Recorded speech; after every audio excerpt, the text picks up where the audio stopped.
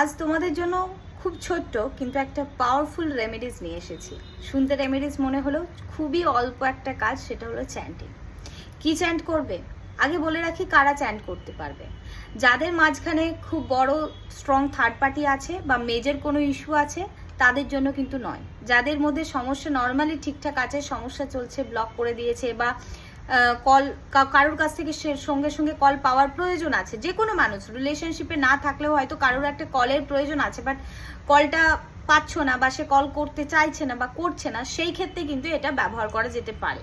ঠিক আছে, যাদের অনেক লং টার্ম প্রবলেম তাদের ক্ষেত্রে কিন্তু এটা ওয়ার্ক করতে একটু বেশি সময় লাগতে পারে, তবে বিশ্বাসের সাথে কন্টিনিউ করলে অবশ্যই এফেক্ট পাওয়া গেছে, এটা কিন্তু প্রমাণিত।